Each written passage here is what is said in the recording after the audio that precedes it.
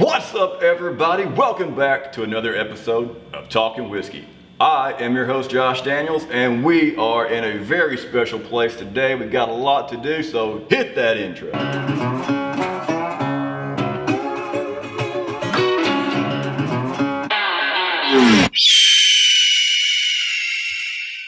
As you can see, we are back at Chattanooga Whiskey Distillery. We are downtown Chattanooga, folks, right next to the river. And this is the co-founder and owner of Chattanooga, Tennessee, Tim. And this guy right here, folks, this guy is the man of the hour, the tower of power. He is always calm because he rewinds. He is a diamond ring wearer, Rolex watch wearing, limo riding, jet flying, wheeling and dealing, kiss stealing son of a gun. Woo! Yeah! Yes! Woo! He's the master distiller of your favorite whiskey and mine, the world famous Chattanooga Whiskey. Grant, thank you very much for coming on the show, man. Why didn't I get that intro? I'm offended right now. And Tim. Awesome. You did say I was the owner of Chattanooga, Tennessee. Oh, did I? Yeah, that's pretty awesome. I'll take that. All right, guys. Well, all right. So, if you guys watched a couple of episodes back, we went to the Barrel Bash and we discreetly filmed there, but we never really talked about what the Barrel Bash was. So, Tim, what was the Barrel Bash? The Barrel Bash was our celebration of our Native series, which this is our second year of releasing the Native series.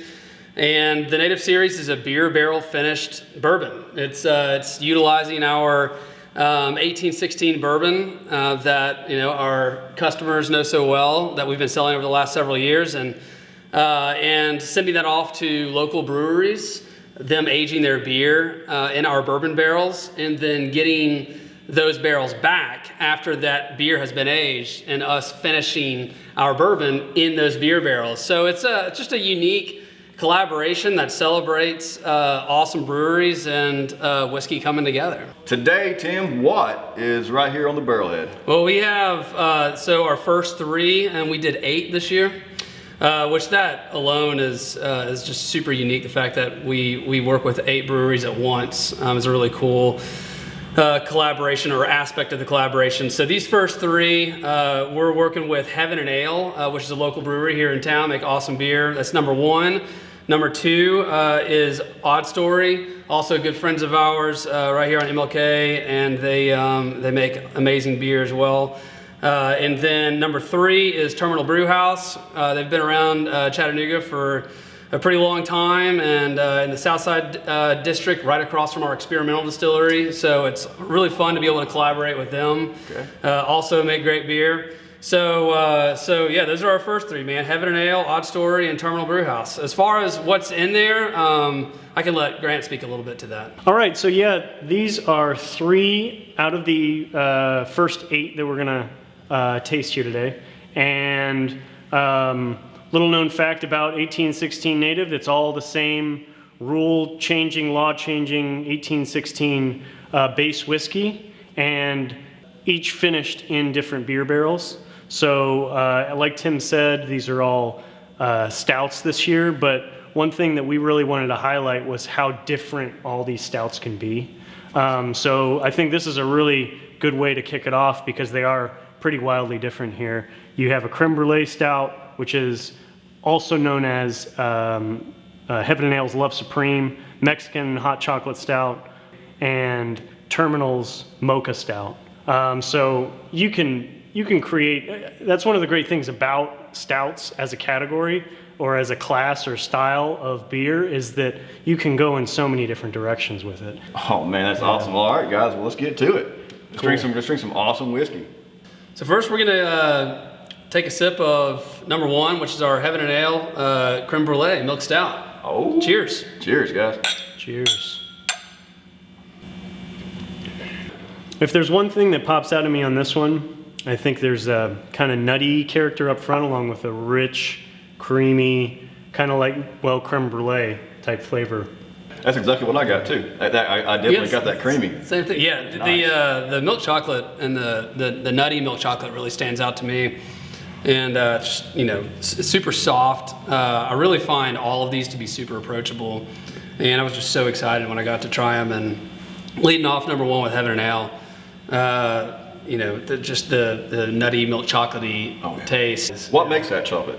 What makes it taste? So stouts in general are made with usually roasted barley, chocolate malt, pale chocolate malt, and a lot of caramel malts usually that come together and express themselves in a beer as very chocolatey. So if you ever have a stout at you know, Terminal or OddStory or Heaven&Ale, usually they're going to be, you know, pretty rich experiences in drinking experiences, and that, you know, that barrel is going to hold on to some of that character.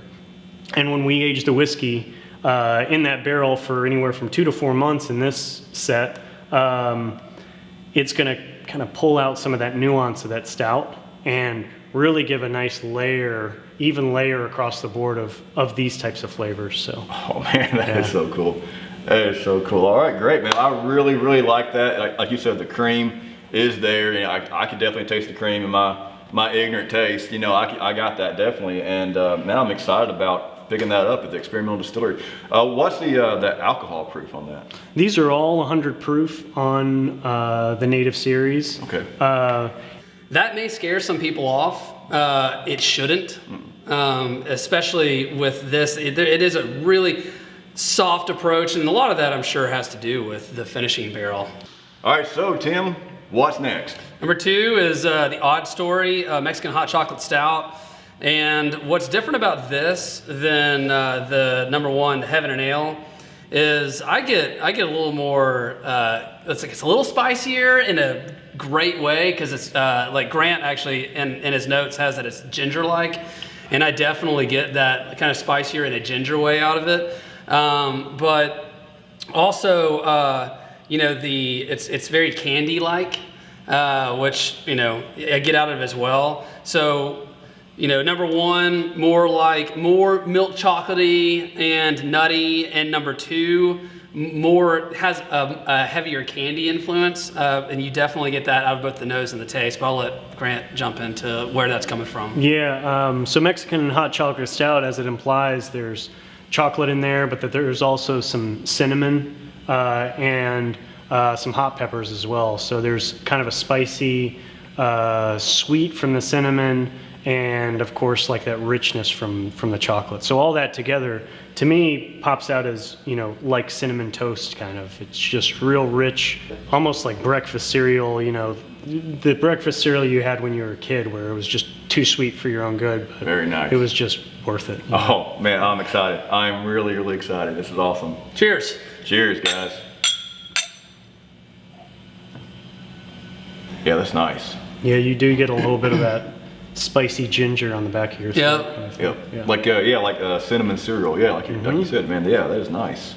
But still chocolatey, you know. And again, that's the beauty of all of these is the chocolate influence is very present from all the stouts. And what I meant was is the chocolate influence is very present from all the stouts. Did you hear my voice crack? Mm. Oh, it cracked really bad. From all the stouts. Hey, everybody. Hi. Hi. Tim, here's our hair. Yeah. Y'all must have started before me. No, man, this is actually how we get started. That's the party's just now getting started, Josh. That's right. Man, that was awesome. I really dig that OddStory Mexican Stout. I mean, good job, guys. Good. Congratulations. That's awesome. And so far, the Creme Brulee is my favorite. Right on. Because I do taste that. When I taste it, I do get the idea of a blowtorch hitting some Creme Brulee.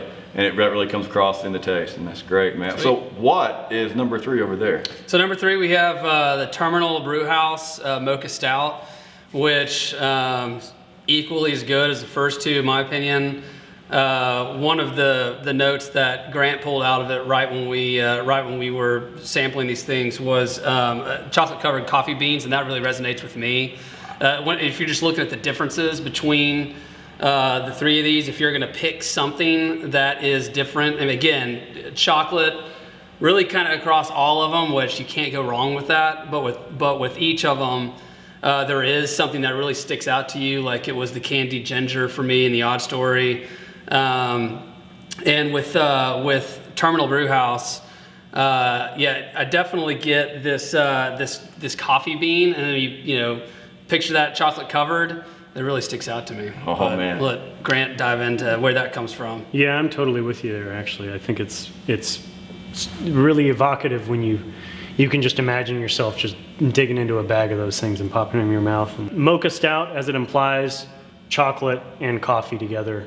So it's just really rich, really coffee and chocolate forward.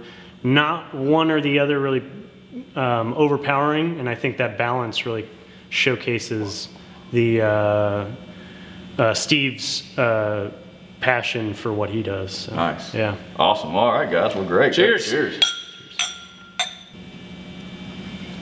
Yeah, man, that was really good. I liked that. That was different though. It had something different, almost like a little fruity taste that the other two didn't have. So what was that? Yeah, I feel like on all of these, you'll find a little bit of a fruit character that balances with that chocolate profile, and I attribute it to the esterification process of just finishing in another barrel. So you expose a little to a little oxygen, the whiskey starts to, take in some oxygen, and all of a sudden, little microchemical reactions start happening, and you end up with a whiskey that just tastes more fruity than another one because it's linked up with something else. That's amazing, man. That's awesome. That's really cool. Science right here in Talking Whiskey. Yes!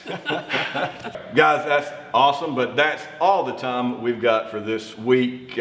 We do need to mention the winner of the Hoff and Pepper Hot Sauce giveaway, Roger Karunkin? I don't know. Anyway, Roger, congratulations on your free bottle of Hoff and Pepper Hot Sauce that was made right here in downtown Chattanooga on the North Shore from ingredients locally sourced from a farm in Dayton, Tennessee, and aged 1 year in Chattanooga whiskey barrels. So Roger, enjoy your hot sauce and look for more contests to come for Talking Whiskey. We've got Dr. Thatcher's cocktail syrups. We've got Rock's whiskey chilling stones that just came on board with us. So we're going to be giving away a lot of stuff for the Christmas holiday. And Grant, thanks a lot, man, for coming on the show.